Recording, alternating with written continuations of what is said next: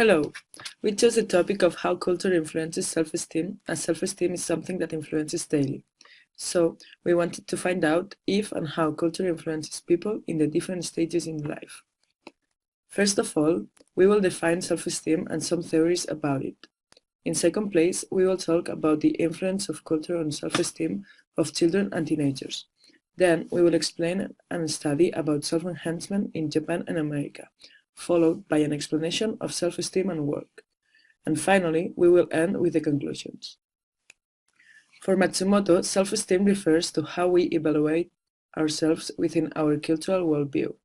Also, William James defines self-esteem as confidence.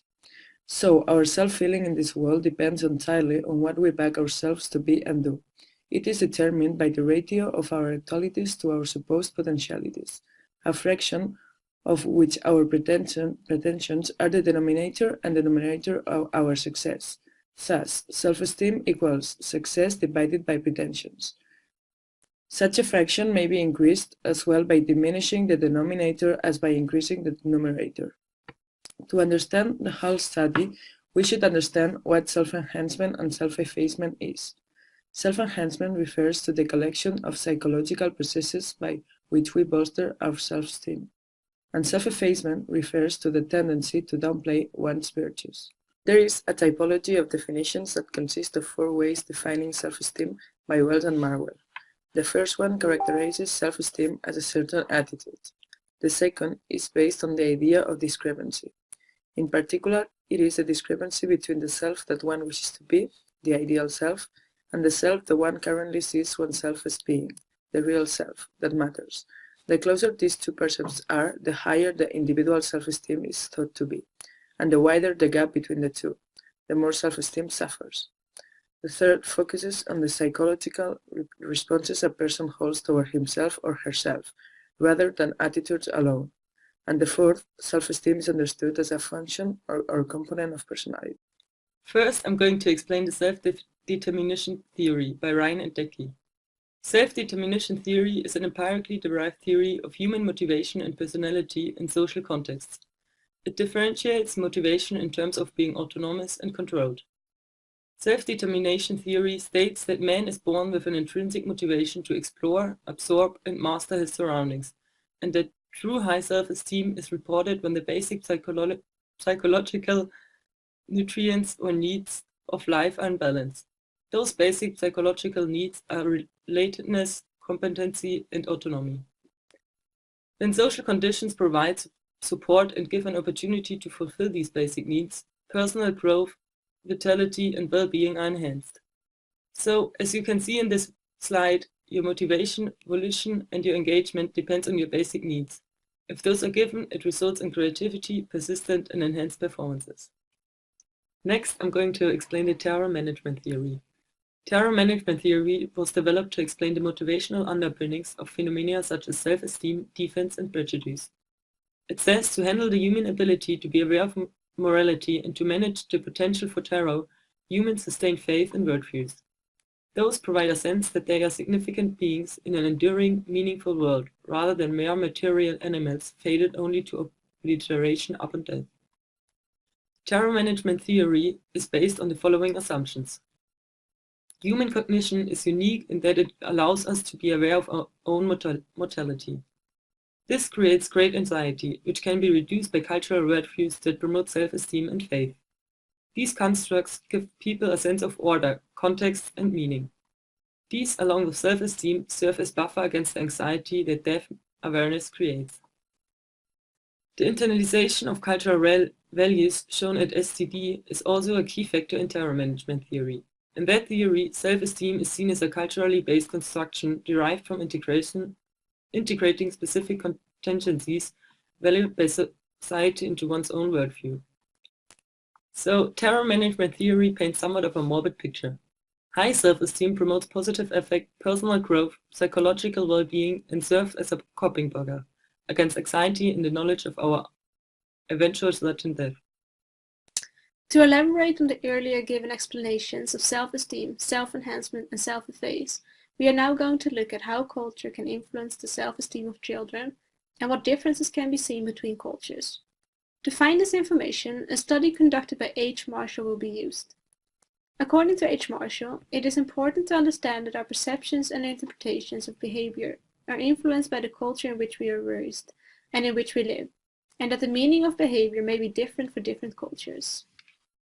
Children first start creating their views of self by participating in interactions that caregivers present. These match their own cultural values. In many Western cultures, it is important for people to strive toward independence and individuality. As a result of this, children who are outgoing and seeking new situations are often seen as having a positive self-concept.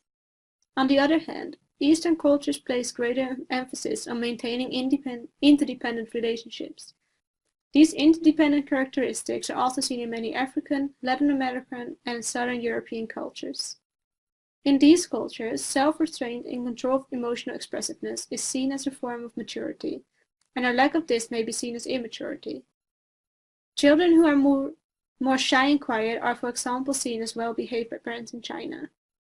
Many parents in these cultures where interdependency is seen are, however, also concerned with teaching their children empathic understanding and attention to the needs of others in order to keep harmonious relationships. It is important to point out that these values are not exclusive to independent or interdependent cultures, but that they are seen in both cultures as well. It is important to understand that the way children see themselves in relationship to others is a part of their self-concept. According to Marshall, educators in many Western cultures need to therefore expand their views of what is important to self-concept, beyond the typical aspects of autonomy, self-enhancement, and uniqueness, and in turn include things such as empathy, sensitivity to others, and cooperation, to help children increase their self-esteem. According to this research, Marshall is of the belief that there are certain aspects that will help children's self-esteem grow that are similar in both Western and Eastern cultures. These aspects are helping children feel that they are of value, that they believe they are competent, that they have some control over tasks and actions, and that they learn interpersonal skills. So we're now going to look at the development of self-esteem into the teenage years.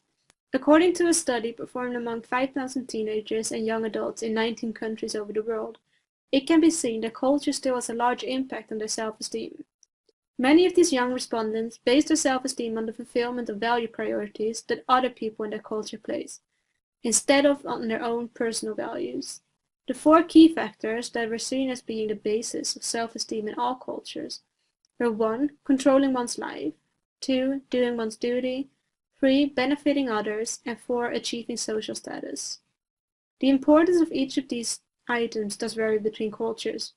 Based on the results of this study, it can be seen that teenagers living in more individualistic cultures find controlling their own life as most important, whereas teenagers from more collectivistic cultures tended to find doing their duty the most important aspect of building their self-esteem. Our first study is about self-enhancement in Japan and America.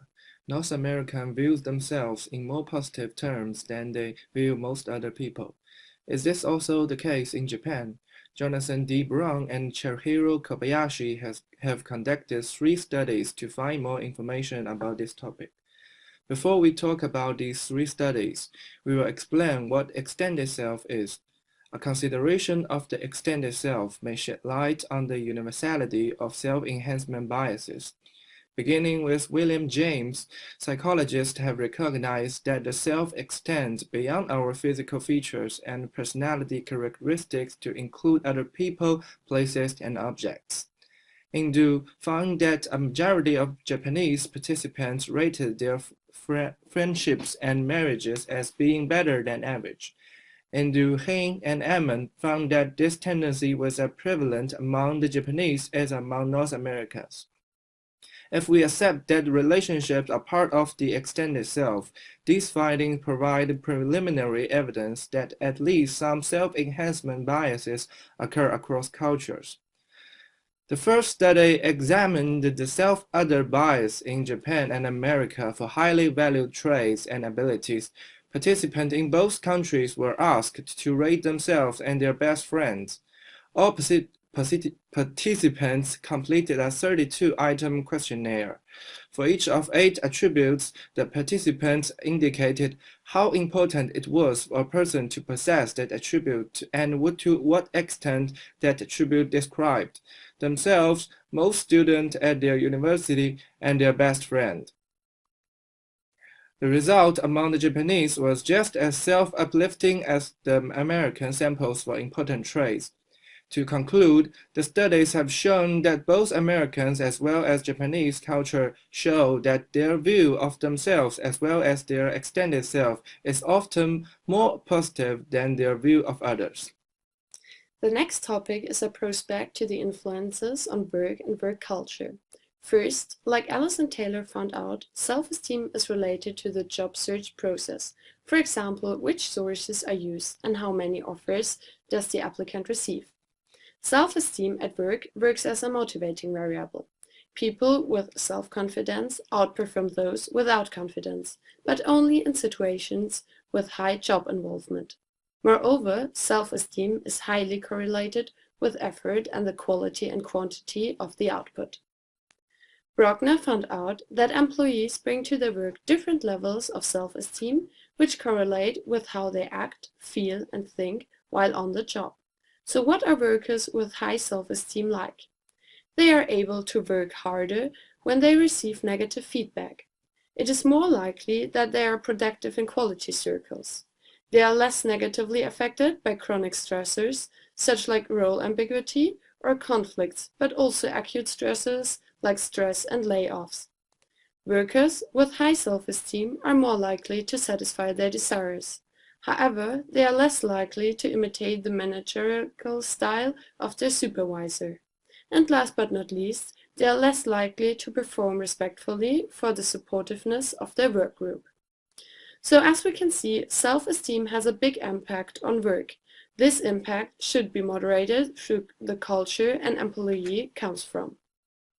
As seen in our presentation, culture has a large impact on self-esteem, starting in the early years of childhood through education and parental influences. This impact remains into the teenage and adult years, where it is visible in both personal as well as work life. The way culture impacts self-esteem varies between different cultures and is influenced by the specific cultural dimensions. Here we have the sources we used for our presentation. Thank you for watching. We hope that you enjoyed the video and learned more about the relationship between culture and self-esteem.